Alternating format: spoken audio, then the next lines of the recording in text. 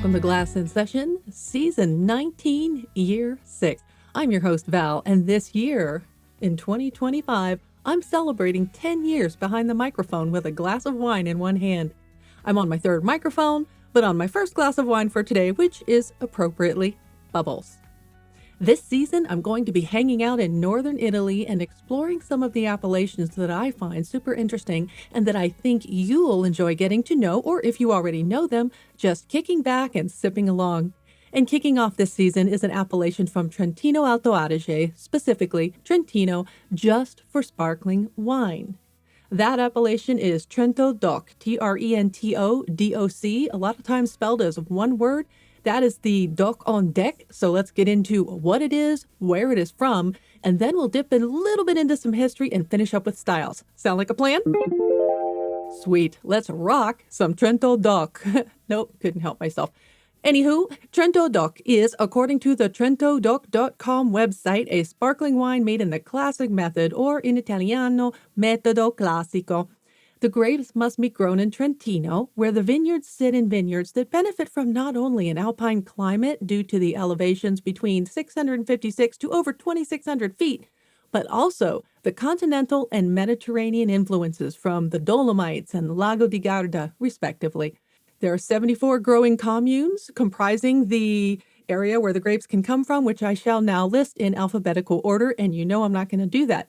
I did talk a little bit about Lago di Garda or Lake Garda last season, so I'm going to link that episode up for you because we're in the same general area, and I'm going to link up other related episodes on classic method sparkling wine, and you'll see why later. Plus, it's always fun to kind of jump between episodes when you're learning about a new style of wine or a new region of wine or a new grape or anything like that. So I'm going to link up those related episodes for you in a treat from my own personal website, which I don't do very often. Now, geography-wise, we're peeping the autonomous region known as Trentino-Alto Adige or Südtirol. That would be the German rendition of Trentino-Alto Adige, because that region of Italy is divided into two provinces. There's the Bolzano or Bolzan in the north, and that's canoodling with the Austrian border way up at the top of Italy, hence the still-speaking German part of Italy, with the southern section known as Trento, where they speak Italian. Fun fact, Britannica tells us that the regional parliament is comprised of members from the provinces and that the parliament alternates provincial capitals every 2 years. So the chairman roles are also going to be alternated between German and Italian speakers. How can you not love that? And I think I mentioned this before, but if you do go to that part of Italy, you'll see the road signs are often in both languages and even the labels on the wine bottles, German and Italian. The winemaking history dates back to 3000 BC in northern Italy, where we find Trentino-Alto Adige, or Südtirol, depending on your language, but we're going to skip ahead to the current era at the beginning of the 20th century.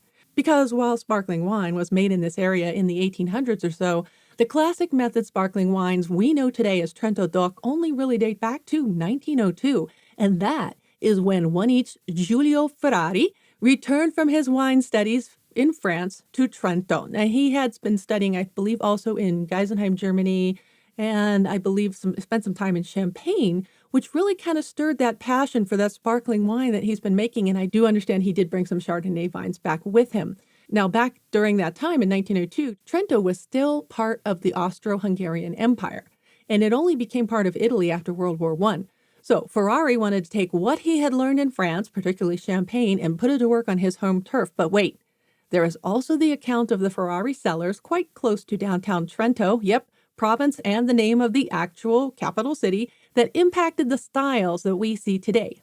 Because you see, fair listener, Giulio Ferrari, by the way, the first Trentodoc I ever tasted, the wine, not the guy. I did not taste Giulio Ferrari, the guy himself, because, he died a year before I was born, and that would be weird. So I tasted Giulio Ferrari was the very first Trentodoc wine I ever tasted. So smell what I'm stepping in there. Okay, back to the wine. As did many other winemakers during World War II, Signore Ferrari bricked up his cellars and busted a move to the mountains until after the war. After the war, Ferrari found that not only did his cellar survive a crap ton, which is a lot of World War II bombing raids, he realized that the bottles, having spent extra time on the lees, was actually working in his favor. And right then and there, he decided to implement the longer lees time into his personal winemaking ethos. While the first Ferrari vintage sparkling wine was released in 1971, it was actually made by Signor Mauro Lunelli, as Ferrari didn't have any family to pass on the estate to, so he sold it to a wine shop owner friend, Mauro Lunelli, and to this day, the Lunelli family still produces the Ferrari label, and you can go to their website and check out a little bit of the history, very compressed version of what I just gave you. But while much credit is given to the Ferrari original, today there are dozens of producers, 69 according to the Trentodoc website, and you can download the Trentodoc app today and check them all out. This is not an ad, by the way, but I insist on sharing great resources with you so you can go forth and create your own bubbly experience should you find yourself in an alpine village in Trentino, jonesing for some classic produced fizz, if you know what I'm saying. Trentodoc appellation, sparkling wines, was created actually in 1993. It is one word now, Trentodoc, and it is just that denominazione origini controllata from Trento. Trento, DOC. Trentodoc by law only produces its sparkling wine with 4 grapes, 2 white, Chardonnay and Pinot Bianco, or what we call Pinot Blanc, and 2 reds, Pinot Nero, or what we call Pinot Noir, and Meunier, which we've heard about that one for champagne production before, although on a lesser scale with that last grape. As you know from other wines that are made in the classic method, or metodo classico, or some would say method champenoise, I don't say that outside of the Champagne region, but classic method or traditional method, time on the lees is usually dictated by law. The Disciplinare dictates that for regular multi-vintage or non-vintage Trentodoc, time on the lees is at least 15 months. If it's going to have a year on it, or a vintage, or what they call millesimato, it's going to spend at least 2 years on the lees, and Reserva's minimum is going to be 3 years. I will tell you that it seems like a long time, but there are winemakers that do actually age their wines for much longer, sometimes decades. So a lot of winemakers are going to allow that wine to spend more time on lees to develop the complexity that they desire and to develop and distinguish their own house style. I'm also going to link up the Champagne Part 2 and Franciacorta episodes, but I'm linking those up so you can re-listen to how classic method wines are produced in detail, from making the base wine through disgorgement, and I talk about it in Champagne Part 2. I also linked up from my very own website where I dive into episodes from all over the world, a lot of them classic method sparkling wine, and I give you a link to every single episode as I summarize what's there. Argentina, America, Tasmania, South Africa, England, and other bubblies made in the classic method. And of course, bubblies made in other methods besides classic method. And there are other kinds of methods, trust me. All in one handy dandy page of linky links. So look for the Glass in Session website and go nuts. As for the styles, like many classic method sparkling wines, one can find Trentodoc in a variety of styles. White and rosé, of course, and in a range of dosage styles from zero dosage, which is up to 3 grams per liter residual sugar, all the way up to demi-sec, which is between 32 and 50 grams per liter residual sugar. That's what I call the sweeter dessert style that you're going to have with a wedding cake, not the brut style. Don't do it. Don't do brut style with wedding cake unless you really, really love it. But I would recommend a demi-sec with dessert. That's just me.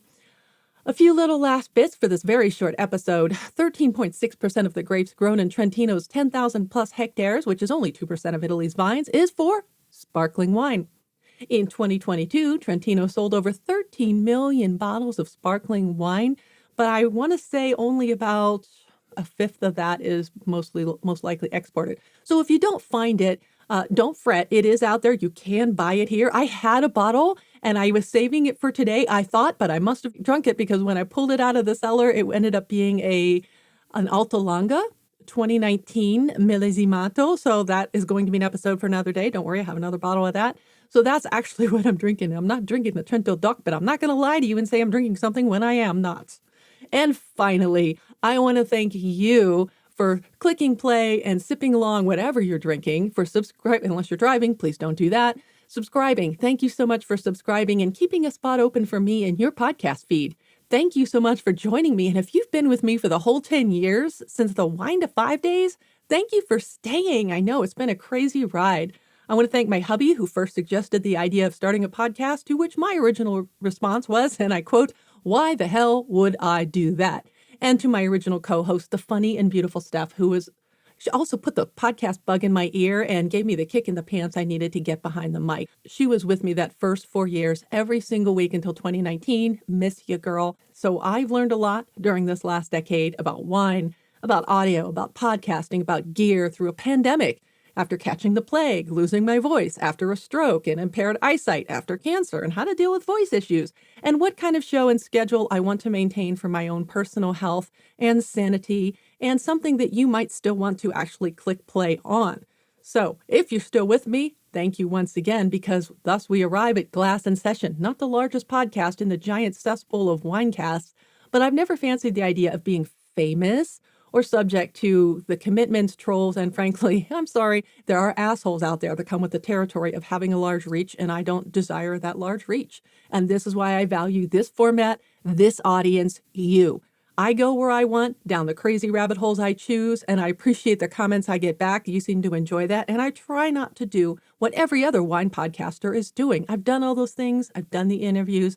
That's great. It's just not what I want to do now. So thank you for being part of this ride. I plan to keep doing this for the foreseeable future as my trademark Glass in Session. That's right, it's trademarked. If you're out there using Glass in Session for your tastings, stop it. Glass in Session is mine. It was just renewed, and as well as pursuing my audiobook narrating journey. So as long as my voice holds up. So yes, here's to a few more years, if we all make it that long, behind the mic with a wine glass in one hand. Meanwhile, you can always reach out to me via email. Email me at val@glassinsession.com unless you're trying to get me to pay for your services, which I'm not looking to pay for any of your services right now, so stop it. On the socials, pick your poison. Blue Sky, Glass in Session, Vino With Val on Threads and Instagram. You'll see Glass in Session in my bio. On Spoutable, Glass in Session. I'm Vino With Val on Pinterest and on Facebook /Glass in Session. Connect with me on LinkedIn, Valerie Caruso. There's a bunch of letters after my name, wine stuff, and audiobook narrator, which reminds me, you can find this podcast in the latest audiobooks I've narrated on Audible. There's another one coming out. I'm assuming it's going to be on Audible. I'm not sure where they're putting it yet. I'll let you know when it's out. If you dig Smartass Cat content, my podcat, Smoker Doodles, is at Nebelong_smoke_show, Nebelong Smoke Show on Instagram. There is Glass in Session and yes, podcast swag in my TeePublic store, linked way at the bottom of the show notes and on my website. This week, I'm not hawking bedtime gummies, press-on nails, or sports betting apps, and can't say I ever will. So scoring yourself some swag is a small way to support the Winecast. Glass in Session is a production and registered trademark of Vino With Val, LLC. Music is Write Your Story by Joystock. Website is glassinsession.com.